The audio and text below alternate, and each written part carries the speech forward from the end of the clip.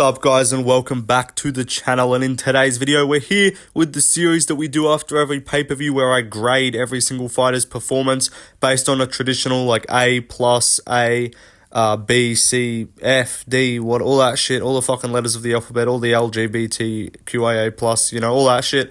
We grade every fighter's performance on that scale. I justify my ranking, I explain it, all that, and we yap, and then we call it a day. That's what we do. Thanks for 10k guys. The 10k special's coming soon. You guys requested that I do the gayest fighters tier list, so yeah, I'm gonna do that and kill my channel. But anyway, let's get started with this video, and then I'll get to work on that one afterwards. But yeah, let's get into it. So starting off, Dricus du Plessis, I give him an A.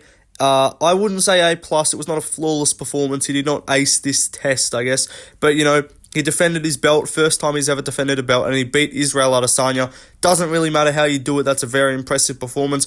Got it by finish as well, first person to ever sub Israel Adesanya. And yeah, really impressive stuff from Dricus du Plessis. He looked okay. In the striking at moments, he looked a bit weird, bit goofy as always. Was getting caught a bit, was kind of getting picked apart a little bit. I was worried that Izzy was just going to cruise to a decision, but then he does his thing. He just bum rushed Izzy, knocked him down, I guess, kind of hurt him, and then just dragged him down to the mat, took the back, got the choke, secured Africa for the colonialists, or for the Africans, I should say, of course, the real Africans, as Dricus is. It was a really impressive performance, so yeah, good stuff from Dricus du Plessis. I'm thinking like an 85-90% if you're grading it on like that kind of scale. But yeah, good stuff from du Plessis. Let's move on though to Israel Adesanya. Adesanya, you got to go one below Dricus. I'm giving him the B. Also, because I'm not putting Adesanya in D tier, because then I would have to say I'm giving Adesanya a D, and that would just be fucking weird. So yeah, Adesanya going in the B tier, or the grade. You're getting a B grade. It's one step below Dricus. Look, it was a competitive fight until the finish. It was 2-1 either way going into the fourth, I would say. Very competitive fight. Adesanya was actually winning the fourth until about probably the 2.5 minute mark. Dricus starts doing his thing, lands the shot, drops him, finishes him, obviously with the submission. So yeah, you did lose, so this is about the highest you can be for a loss. I'm not going to give you, you're not getting an A for losing the fight. But yeah, decent performance from Adesanya, and this is actually what happens. Crazy how you don't have to be the most boring fucking fighter on the planet, and you can actually just throw output. Same with fucking Leon Edwards. Crazy how you can actually be a fun fighter and your style's good to watch if you just fight with aggression instead of backing up, throwing 2 leg kicks around. Crazy how that works. But yeah, solid performance from Izzy.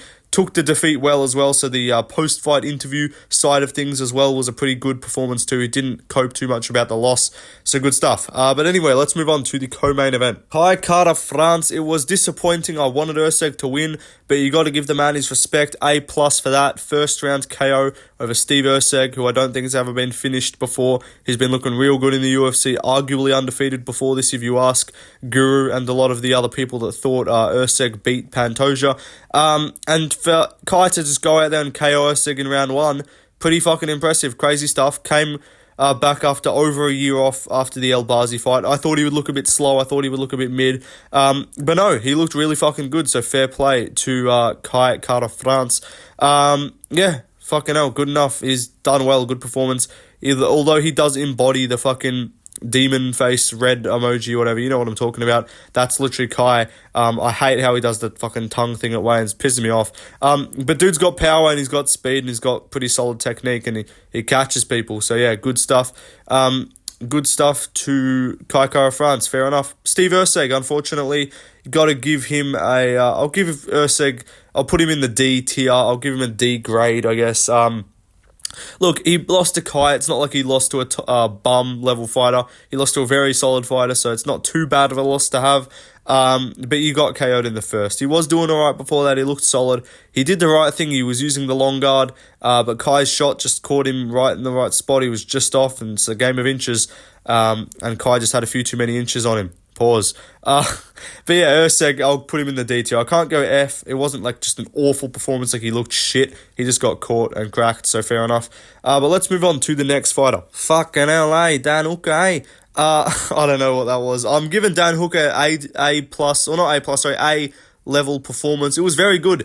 Dude beat Gamrot. And most of the time, I'm not going to give like a back and forth war decision, close split decision fight. I'm not going to give the winner an A tier or a grade of an A, but Dan Hooker beat Gamrot, and there was not the most stylistically favourable matchup for him, although in hindsight it kind of was, because Gamrot doesn't have the best control on the ground, and Hooker's got decent takedown defense and good striking, and he can beat him up on the feet. So it was kind of a decent matchup for him stylistically. Like, I don't think he beats a lot of the strikers at lightweight, to be honest.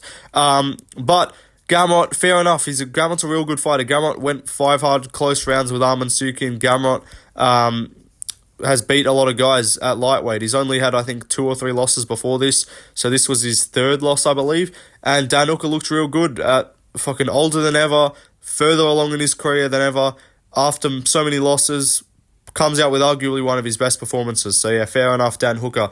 Let's move on then to Mateusz Gamrot. Next up, Gamrot. I'll give him a B tier. I could go lower, but I just don't think it's fair to put him on the same level of performance as Erceg, given that Erceg got KO'd and Gamrot went to a decision and it was close. He arguably won. So yeah, it wasn't a bad performance, but, you know, I thought he was going to do better in the wrestling. I picked Gamrot by 29-28 decision. I thought he was just going to wrestle fuck him in the last, in the second and third after getting dropped in the first. Same with RDA.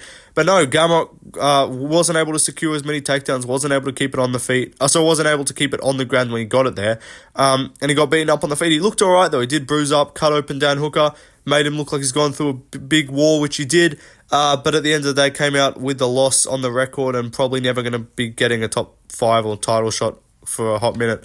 So yeah, tough for Gamrot. But anyway, let's move on to the next fighter. Jairzinho Rozenstruik, the level of disrespect. 30-27 Tuivasa is outrageous scorecard, my brother.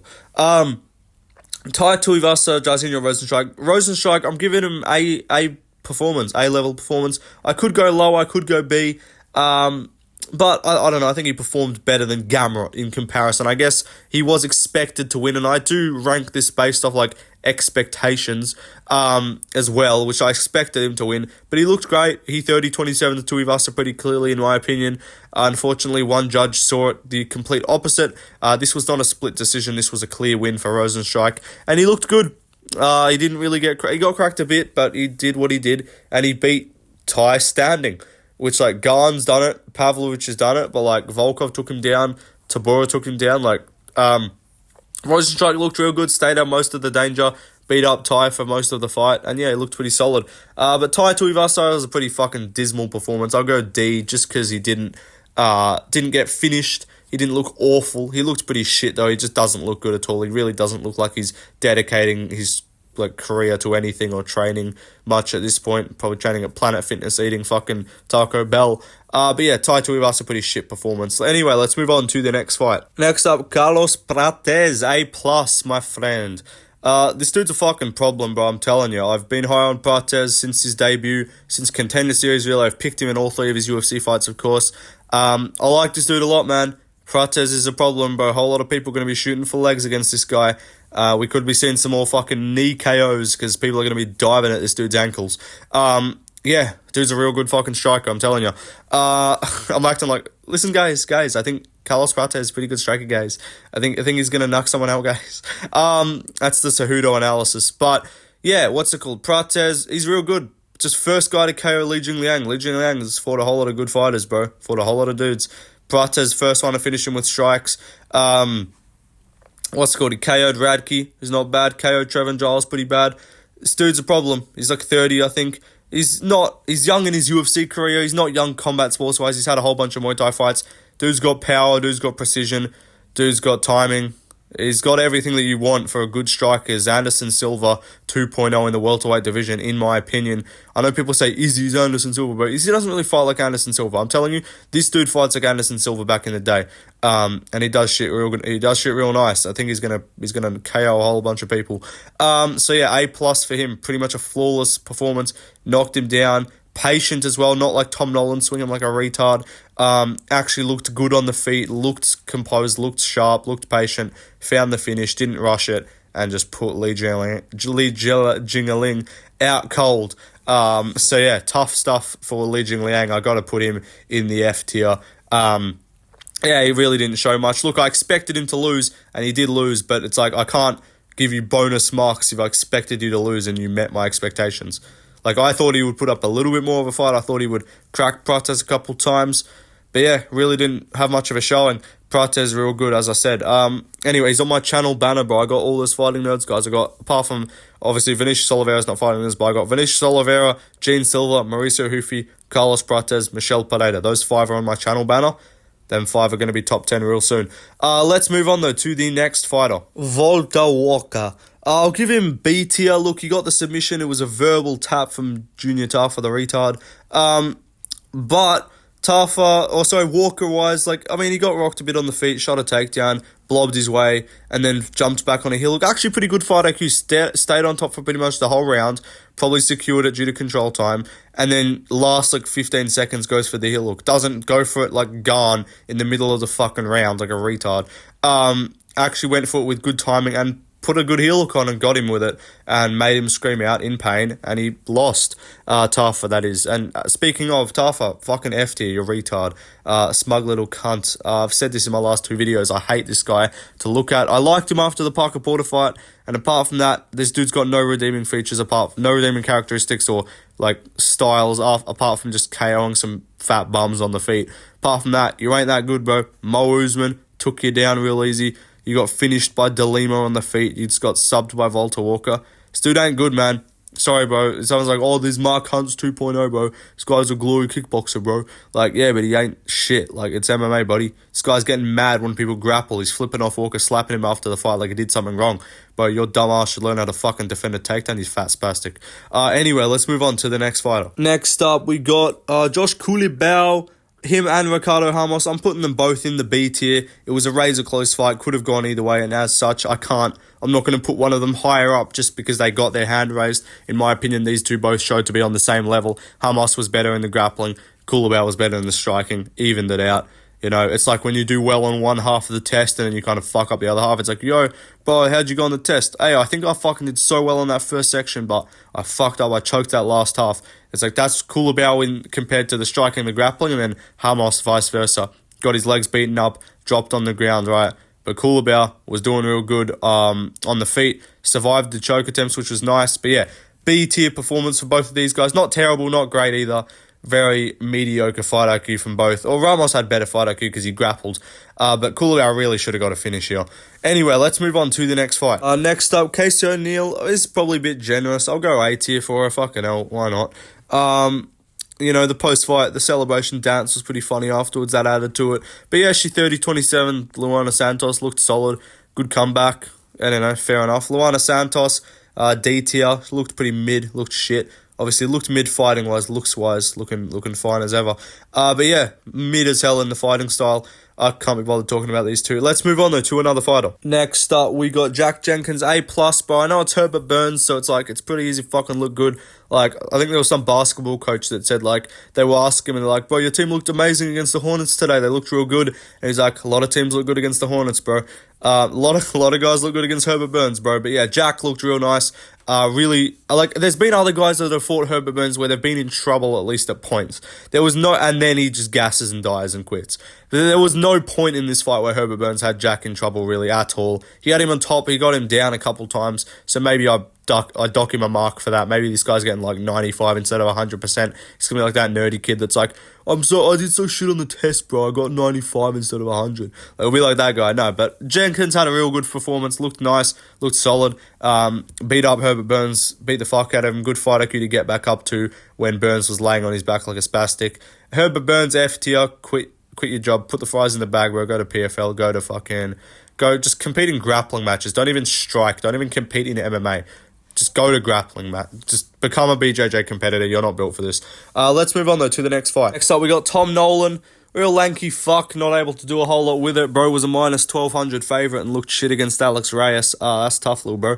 I don't know. I mean, he looked okay. He's decent. He's got good offense, but his defense sucks, and his finishing potential, although he's got power, he forces it too much and then just overloads on shots and just doesn't land. Dude got dropped by and finished by Motta. dropped by Victor Martinez and looked shit against Reyes. Like, I don't know, I just don't rate him that highly. But still, I'll give him a B tier. He got the win pretty clearly. But yeah, Reyes, I don't know, D tier. Like, it is what it is. You expected to lose, you lost. You made it further than people expected in the fight, I guess. Let's move on, though, to the next fight. Next up, Song Kenan. I'll also give him a B tier again. Fought a bit of a shitty fighter that he probably should have finished, but went to the distance. It is what it is. Solid fight, solid performance. It was just the most goofy-looking geriatric fight from Ricky Glenn. Ricky Glenn's going in the F tier. He looked fucking awful. Don't know what he was doing. Dude cannot strike to save his life. Maybe Ricky Glenn versus Tony Ferguson is the last hope. But Ricky can grapple. So we just need someone who can't grapple and looks like... We need Ricky Glenn level striking, but with just no grappling. That's what we need. Anyway, let's move on to the next fight. Zeus Aguilar, little mini fucking Mexicana boy, got going in the A tier. Bro had a good performance. Put him out cold with the guillotine. Looked actually pretty solid doing it. Got him down, I think, early. Got reversed, I seem to recall, but ended up getting the guillotine. Yeah, cold. Good first round sub from Aguilar. Nickel, I'll go D tier, not F tier. It wasn't like embarrassing. He had some moments, but yeah, just got caught in a guillotine. Got to get that submission defense up, buddy. But no, Aguilar's got a real short, stocky arm, so it's hard for him to actually get the choke locked up. But if he does, shit's gonna be real tight. Like Luana Santos, no. But that's the video done, guys. Quick one, quick yap. I always do this after the pay-per-views, grading every fighter's performance. Let me know if you agree or not with my grades. I just did the 10K live stream. If you weren't able to tune into that, it was real good fun. We yapped for a bit. We did some, there was 2 parts of the stream. The first part, I cut out because I was trying to fix the audio and then I fucked up the mic. So we had to redo it. But yeah, for the second part of the stream, we had some people join in. Bet Slam with Sam, YouTube channel with just over 1,000 subscribers. He joined in, gave some takes on some fights and shit, had a nice convo. Had some viewers join in too through a Discord, which will organise that. More of that in the future because that was real fun, where they got to ask questions. So yeah, peace out, guys. See you in the next one. Gayest fighters tier list coming soon because for some reason I'm listening to my chat and doing what they ask. Anyway, peace out, guys. See ya.